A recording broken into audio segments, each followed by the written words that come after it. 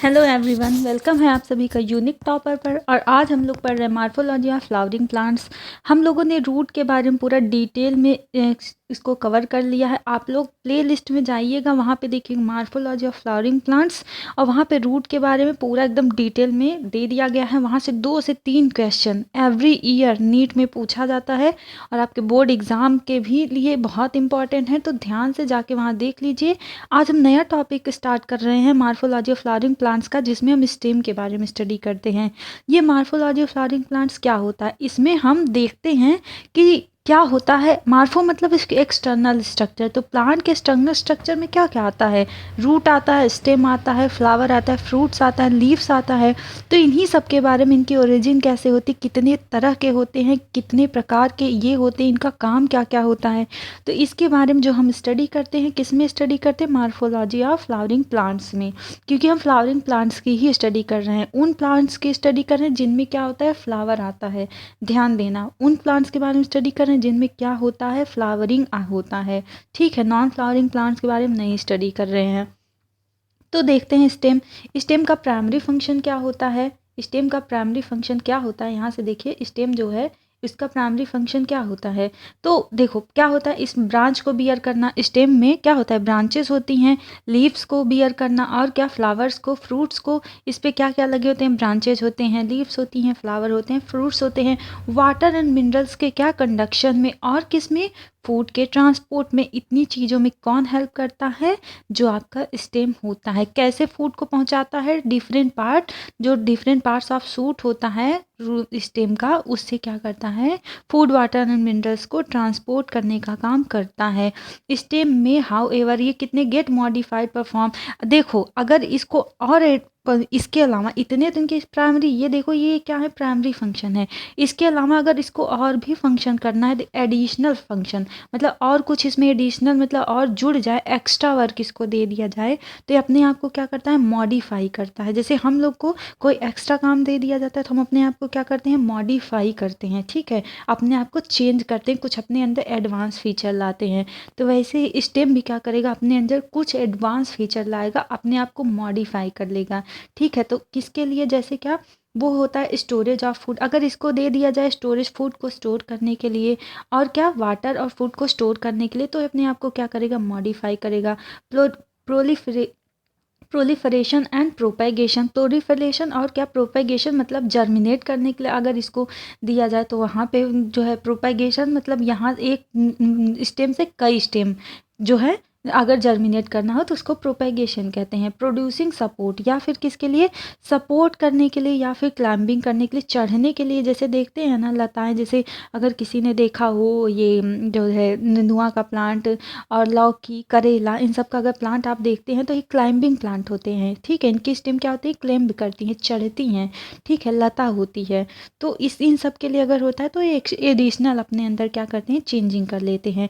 या फिर क्या? पेरिनेशन। पेरिनेशन क्या होता है? अपनी लाइफ को, मतलब अपनी लाइफ को बढ़ाने के लिए अगर इनमें क्या होता है, मतलब कुछ टाइम के लिए इनएक्टिव होते हैं और कुछ उसके बाद फिर जब इनका फेवरेबल कंडीशन आता है, ये पेरिनेशन जो होता है अनफेवरेबल कंडीशन में ही होता है। किस में होता है? अनफेवरेबल कंडीशन में ही पेरिनेशन होता है, ये ध्यान रखना है। तो किसके लिए होता है perennation? That is tie over unfavourable condition. Synthesis of food. ठीक है, ये सिंथेसिस ऑफ फूड तो अलग है, पेरिनेशन अलग है, कंफ्यूज नहीं होइएगा।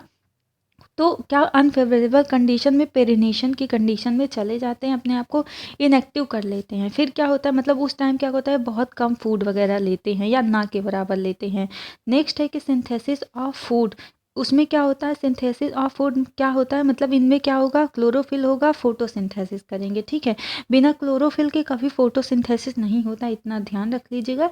तो उस कंडीशन में वैसे तो फोटोसिंथेसिस मेन कौन करता है? मेन फोटोसिंथेसिस लीव्स करती हैं, पत्तियां करती हैं। लेकिन अगर ऐसी कंडीशन आए कि इनको फोटोसिंथेसिस करना है, तो इनमें क्या हो जाता है? क्लोरोफिल आ जाता है। आइए नेक्स्ट, अपने नेक्स्ट स्लाइड पे चलते हैं। अब मॉडिफिकेशन देखो, ये क्या है, मॉडिफिकेशन ऑफ स्टेम। मतलब क्या करता है, स्टेम अपने आप को और डेवलप कर लेता है, प्राइमरी फंक्शन के लिए और इनको काम दे दिया गया तो अपने आप को क्या करते हैं, मॉडिफाई कर लेते हैं। तो कितनी तरह की इनमें मॉडिफिकेशन होती है। देखिए, एक अंडरग्राउंड मॉडिफिकेशन है, एक सब एरियल है और एक क्या है, एरियल है। अंडरग्राउंड का मतलब पूरा का पूरा क्या होगा, स्टेम जमीन के अंदर होगा। ठीक है, पूरा पूरा जो मेन स्टेम होगा वो क्या होगा, जमीन के अंदर होगा। देखो, सब एरियल मतलब इसमें क्या होगा कि इसमें क्या होगा, पूरा पूरा जो है ज़मीन के अंदर, पूरा स्टेम ज़मीन के अंदर होगा। ठीक है, इसमें सेकंड केस में क्या होगा कि मतलब जो स्टेम है, मान लीजिए ये ज़मीन है, मतलब ये अर्थ आपका है, तो क्या होगा, आधा ज़मीन के अंदर आधा ज़मीन के ऊपर होगा। ठीक है, हाफ ज़मीन के अंदर और हाफ क्या होगा, अर्थ के ऊपर। तो इसका मतलब क्या है, ये सब एरियल है। एरियल मतलब हवा, जहाँ एरियल टर्म आ जाए मतलब हवा, एयर।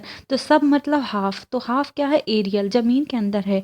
उसके बाद क्या है, एरियल। एरियल मतलब पूरा का पूरा, एरियल मतलब एयर, एयर का मतलब पूरा पूरा जो स्टेम है बाहर की तरफ है, अर्थ के बाहर की तरफ है। ठीक है, आई होप यहाँ तक समझ में आया होगा।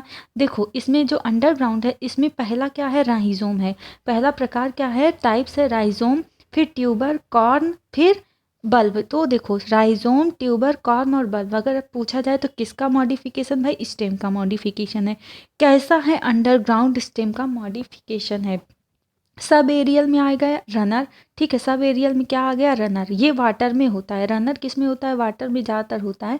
और ऑफसेट भी वाटर में ही होता है, ऑफसेट तो वाटर में ही होता है।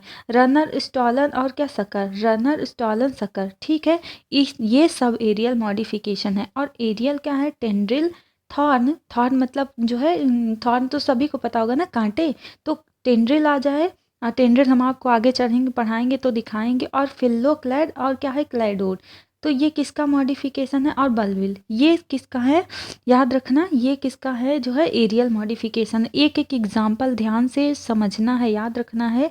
आपके एग्जाम में हमेशा पूछा जाता है, पूछ लेगा कि सब एरियल का मॉडिफिकेशन कौन सा है, अंडरग्राउंड मॉडिफिकेशन कौन सा है, एरियल मॉडिफिकेशन क्या है। और इन सब का एक एक एग्जाम्पल देके पूछ लेगा, बताइए कौन सा है, राइजोम है, ट्यूबर है, कॉर्म है, क्या है, टेंड्रिल है, थॉर्न है, क्या है। तो आपको बताना है। कैसे बताएंगे, जब आप मन लगा के अच्छे से पढ़ाई किए रहेंगे तभी बता पाएंगे, नहीं तो नहीं बता पाएंगे।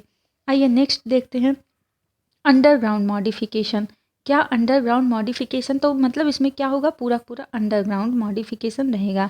कह रहा है इन मेनी हर्बेसियस, बहुत सारे जो हर्बेसियस प्लांट्स होते हैं, stem develop below the soil. मतलब सॉयल के क्या होगा, बिलो, नीचे, बिलो मतलब नीचे होगा। इस कॉल्ड अंडरग्राउंड स्टेम। वही जो मैंने आपको बताया कि सॉयल के पूरे पूरे नीचे होगा तो उसको क्या कहते हैं, अंडरग्राउंड स्टेम कहते हैं। सच स्टेम ये क्या होता है, रिमेन्स क्या होते हैं, dormants during unfavourable condition. Dormancy period वो होता है जब वो क्या होते हैं, इनएक्टिव हो जाते हैं। डॉर्मेंट मतलब इनएक्टिव, जब उनको अनफेवरेबल मतलब जब उनको सही से, उनके लिए मान लीजिए बाहर बहुत ज़्यादा ठंड है या बहुत ज़्यादा टेम्परेचर है, तो उस प्लांट के लिए क्या हो गया, अनफेवरेबल कंडीशन हो गया। उस समय अपने आप को बचाने के लिए वो क्या होगा, न खाना खाएगा न पानी पिएगा, मतलब जैसे है वैसे ही रहेगा। समझ रहे हैं, मतलब बस मैं आपको समझाने के लिए बता रही हूँ कि पूरी तरह से इनएक्टिव हो जाएगा तो उसको क्या कहते हैं, डॉर्मेंस की कंडीशन कहते हैं। पूरी तरह जब इनएक्टिव हो जाए, शीड में भी ये कंडीशन देखने को मिलेगी, जो बीजें होती हैं उसमें भी क्या होती है, ये कंडीशन देखने को मिलती है। ऑफ द एरियल, यहाँ से देखिए, of the aerial suit under favourable condition. और ये क्या होती है, अनफेवरेबल कंडीशन में तो डॉर्मेंट हो जाती है, फेवरेबल कंडीशन में फिर से क्या होती हैं, सूट्स को ये जनरेट करती हैं और मतलब नॉर्मल हो जाती है और यहाँ से सूट्स निकलती हैं फेवरेबल कंडीशन में। ठीक, दीज अंडरग्राउंड स्टेम, यहाँ से देखिए, दीज अंडरग्राउंड स्टेम यह often store food and become fleshy. ये क्या होते हैं, जो अंडरग्राउंड होते हैं वो क्या होता है, फूड को स्टोर कर लेता है, फ्लेसी हो जाता है। आलू तो सबको पसंद होगा ना, आलू की सब्जी, पोटैटो सभी को बहुत पसंद होगा। तो ये क्या है, ये जो आपका आलू या पोटैटो है, ये एक तरह का क्या है, ये जो है स्टेम का ही मॉडिफिकेशन है। और कैसा स्टेम का मॉडिफिकेशन है, अंडरग्राउंड स्टेम का मॉडिफिकेशन है। ध्यान रखना है, क्या है, अंडरग्राउंड स्टेम का मॉडिफिकेशन है। ठीक है, आई होप आप लोग को ये सब समझ में आ रहा होगा। कहीं भी कोई भी छोटा सा डाउट हो तो तुरंत का तुरंत कमेंट बॉक्स में कमेंट करके पूछना है, क्योंकि बेटा मेरा काम है आप लोगों को अच्छे से समझाना, एक एक चीज़ें बताना, ताकि आप एग्ज़ाम को क्रैक करिए बहुत अच्छे नंबरों से। मुझे बहुत खुशी होगी जब आप लोग बताएंगे कि मैम आपके पढ़ाने से हमने बहुत अच्छा जो है गेन किया है, बहुत अच्छे हमारे मार्क्स आए हैं। तो इसलिए मन लगा के एकदम बढ़िया से पढ़ाई करते रहिए। ठीक है, तो फ्लेसी हो जाता है। तो आलू जो होता है उसका स्टेम नीचे की तरफ वो क्या होता है, फ्लेसी हो जाता है ना, और उसमें क्या होता है, फूड स्टोर हो जाता है, जिसको क्या करते हैं हम लोग खाते हैं। ठीक है, तो यहाँ पे क्या होता है, अंडरग्राउंड स्टेम परफॉर्म 3 फंक्शन। जो अंडरग्राउंड स्टेम होते हैं वो क्या कुछ यहाँ पे देखो 3 फंक्शन परफॉर्म करते हैं, जैसे क्या, स्टोरेज ऑफ फूड, और क्या है, पेरिनेशन, एंड क्या होता है, वेजिटेटिव रिप्रोडक्शन। क्या क्या, स्टोरेज ऑफ फूड में, पेरिनेशन में, और वेजिटेटिव प्रोपेगेशन या वेजिटेटिव रिप्रोडक्शन भी कह सकते हैं।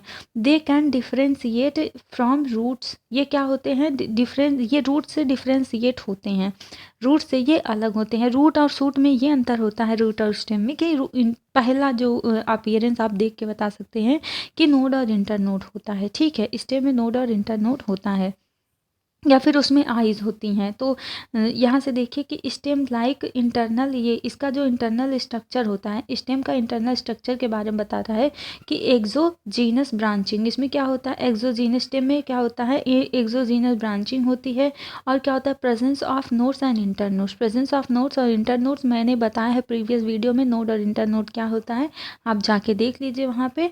अकरेंस ऑफ क्या होता है, फोलिएज लीफ। फोलिएज मतलब जो पत्ती वाली लीव्स होती हैं, या फिर क्या, स्केली लीफ, जो स्केल की तरफ लीव्स होती हैं, या फिर फोलिएज जो पत्ती की तरह ग्रीन ग्रीन लीव्स होती हैं, वो क्या होती हैं, यहाँ पे होती हैं at the nodes which axillary birds. कहाँ पे होती हैं, नोड्स के पास होती हैं, जिसको क्या कहते हैं, एक्सिलरी बर्ड कहते हैं। ठीक है, एक्सिलरी बर्ड जो आई होती है, मतलब जो पोटैटो की कहते हैं नहीं, आंखें निकली हैं जब लगाते हैं आलू को, तो वहाँ पे जब आलू लगाने का समय आता है तो देखते हैं जो पोटैटो होता है वो जमने लगता है। ठीक है, अगर घर में होता है तो उस समय खरीद के आता है तो जमने लगता है, उसको क्या कहते हैं, उसको आलू की क्या कहते हैं, आइज़ कहते हैं, आँखें कहते हैं एक कॉमन वर्ड में, जो कि क्या होता है साइंस की लैंग्वेज में एक्सिलरी बर्ड। क्या होता है, एक्सिलरी बर्ड। और एग्जाम में पूछा जाता है कि वो क्या है, जो आँखें होती हैं आलू की स्टेम में निकली होती हैं, जर्मिनेट करती रहती है, तो उसको एक्सिलरी बर्ड कहते हैं। क्या कहते हैं, एक्सिलरी बर्ड। जिनको बर्ड के बारे में नहीं पता है वो भी जाके देख सकते हैं, बर्ड के बारे में भी मैंने डिटेल में बायोलॉजी में पूरा बताया है। और क्या होता है, एब्सेंस ऑफ रूट कैप। सबसे मोस्ट इम्पॉर्टेंट है कि क्या होता है, रूट कैप, क्योंकि यहाँ पे इसको प्रोटेक्शन की ज़रूरत नहीं है, तो रूट कैप यहाँ पे क्या होता है, एब्सेंट होता है। क्यों, ठीक है, यहाँ पे रूट कैप क्या होता है, एब्सेंट होता है। बहुत इंपॉर्टेंट चीज़ें हैं। आई होप बेटा आप लोग को यहाँ तक बहुत अच्छा लगा होगा वीडियो, और कोई भी छोटी छोटी क्वेरी हो आप पूछ सकते हैं कमेंट करके। नेक्स्ट वीडियो में और भी इसके बारे में स्टडी करते हैं। तब तक के लिए ऑल द बेस्ट। खूब मन लगा के आप लोग पढ़ाई करते रहिए।